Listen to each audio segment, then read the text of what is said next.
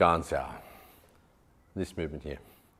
So the Garn Sao is mainly a defensive movement. You know, I particularly wouldn't use this offensively. It wouldn't be my go-to. I wouldn't think of coming down and through to strike with a movement like this. I just personally wouldn't, you know. Some people do and some people teach that, and that's fine. It's just not something that I'd use, right? However, defensively, it's pretty applicable. So as if a strike's coming through to the lower part of the body, yeah, you can use it to just deflect or defend, yeah? So you can use it to deflect the strike or just defend and block against that coming through, yeah? Look, you could think of it as, you know, as it comes through, you could think of it as a block strike to kind of go through and hit here, but I feel that this area is so robust that this type of movement is not really going to have that much gusto or purchase to inflict the kind of injury that you need for self-defense. So it is much more defensive in its nature. Now, the arc that it's taking is the elbow arcs slightly outwards, and so as the elbow arcs outwards, the wrist turns to bring the palm down. So the palm ends up turning downward. Now this is one where a lot of people seem to have difficulty during the form. They end up doing stuff like this, where they come either too far out or they come too close back to themselves. You'll see from here it comes up and out, and then it maintains a similar distance from my center as it comes down. And the wrist stays on the center. So it stays here on the center line as the elbow arcs outward to bring the hand down. So here you can see the trajectory of the movement. So you've come up in the form and then you come down.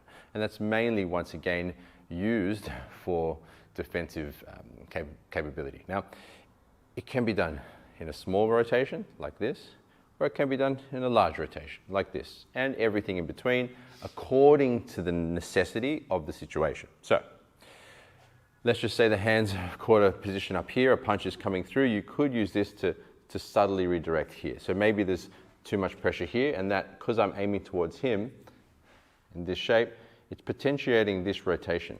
So I aim it towards him, and as this punch keeps coming through, this rotation may occur, yeah? This circular rotation may occur due to the punch coming through. Either it rolls naturally that way because of his force, or I intentionally roll it that way. So as he comes through to here, I intentionally roll it that way to control the center, yeah? So it can be done in a small fashion, coming through, small, just enough to redirect, which is fine, or it can be done larger according to the incoming force. As it comes through, he puts pressure in, it can roll in a larger fashion as well. Now that's from contact, or it could be out of contact. So he could be throwing in a strike from here, it could be from out of contact as well. Yeah?